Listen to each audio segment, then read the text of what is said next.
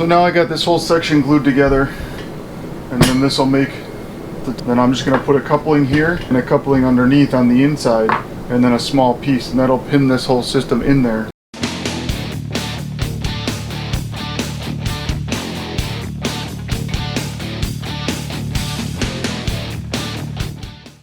Alright, so as far as the top goes, like I explained before, we need to get this in here, and then we're going to put our tower right about here somewhere.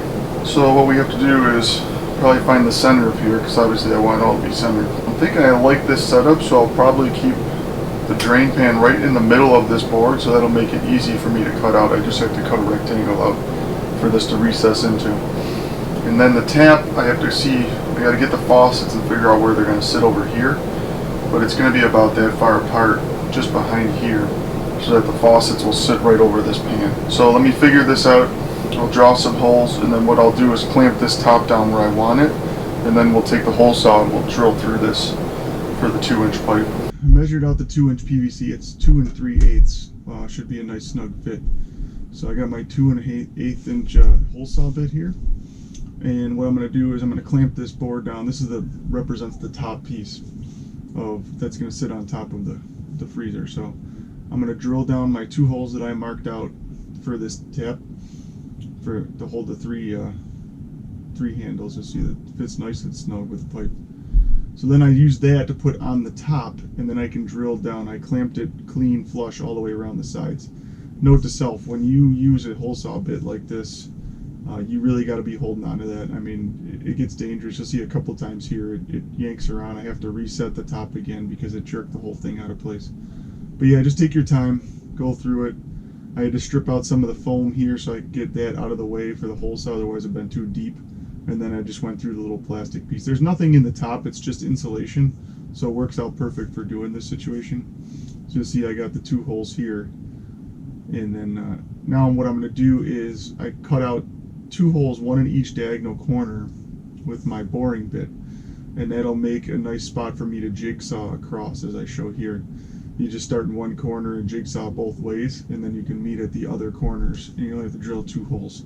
So here I just take the jigsaw, and I'm cutting this out for that drip pan, and you just take your time, follow the line. You know, I drew lines out here all the way around, and that way you can cut this nice little chunk out of here. And then you can always clean off the edges a little bit with some sandpaper if it doesn't fit. You'll see here when I put it in here, it actually fits a little snug. So I did end up having to trim a couple more little pieces off and then sand it all down. But it made a nice fit, and you'll see later on when I test fit it here. So it should work pretty good. Eventually we're going to put a top on that too with vinyl and everything. You'll see it in the future. So here I have the pieces. I'm drilling the holes through. These are actually couplings, 2-inch couplings. And I'm drilling a hole in the center of each of the 3. That's going to be for the taps. The taps I bought are actually made for a beer tower, so you'll see there they have concavity to them, the fittings and everything, so it worked out perfect for this 2-inch coupling. Now what I had to do here is I had to notch out the pieces in between the couplings because of the washer and the nut that's on the back that has to get threaded down. It had to go right to the coupling and not to another 2-inch PVC. So I had to notch it out so that the coupling would fit in there, and then the notch would fit in and get out of the way of the nuts inside of here to tighten it down. This was an interesting thing to try to design. It took a little test fitting. You'll see here I test fit a couple things. Another thing with the bandsaw, you gotta watch out. That thing jumps all over the place. So I had a couple pieces. You'll see me snap there. The piece went flying off and it scared me a little bit. But you just gotta take your time, you know. I think I forgot my glasses on this one. Definitely wear your glasses. I don't know what I was doing here. You'll see there's a little notch out, and then there's one on each side of each of those so that it has enough to make room for the nut. So here I'm going to test fit it. I'm taking the tap off. You see it has a little nipple on the other back side of it. That's where the hose connects. And you'll see this has to get pieced together one piece at a time. This was the tough part, trying to figure out was that this is just test fitting here, but you'll see all the hoses have to go through each other one at a time. And everything's just got to come together, and it's all got to get glued. So literally I'm just test fitting all this right now, making sure that I can get my hands in. The hardest part was getting in and tightening this nut from the backside. That's the reason I had to do all these in pieces. I couldn't just do one solid piece of pipe, is that I couldn't get in there and get a wrench on it without actually having really short pieces like this. So it took a lot of thinking, but it worked out in the long run. I literally had to go get an open-ended wrench to be able to tighten each one of these nuts down. You'll see in a second. But that's what it looks like. I got a 90 coming up, a short piece. The pieces are all the same size. Couplings are all the same size. So it's just 3 of the same exact thing in a row. And they're all glued together. So here I'm putting it all together for the final product. And like I said, I had to do it one at a time. I had to get my fingers in there, get the nuts started. So each one of these little concave handle setups has a rubber washer that has a concave to it, and then a metal washer, and then the nut. So right here, I'm reaching in here, and I literally had to flip the open-ended wrench back and forth just to get a little, eighth turn on the nut, one after the other, to get it tightened down. It was kind of a pain in the butt, but you just had to take your time. And now I'm just tightening everything down nice and hand tight so I can get it all straight.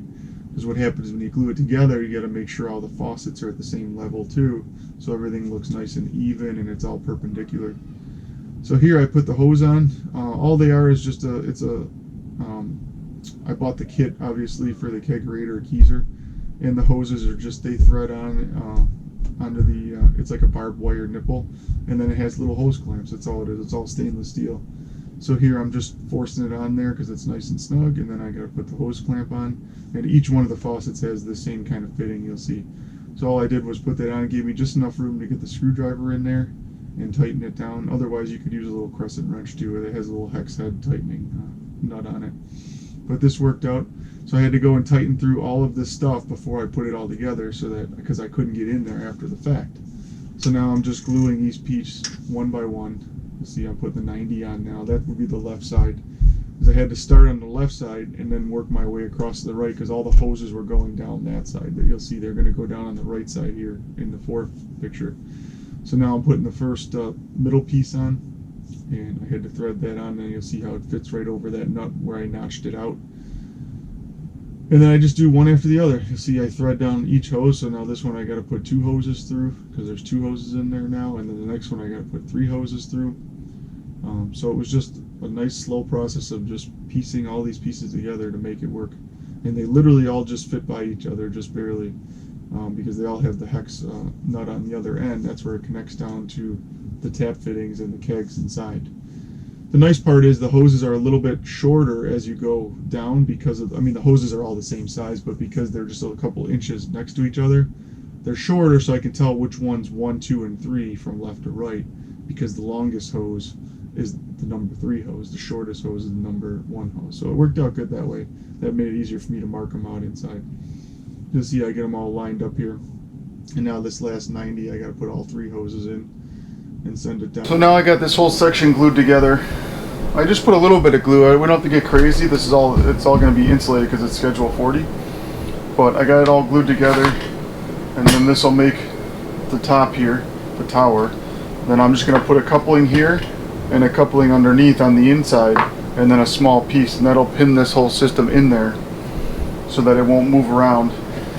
And then it'll sit, I got it measured out about 11 inches off the thing here, so when it's all said and done, we'll be able to pull this away from the wall and open the lid up to change out the kegs and everything.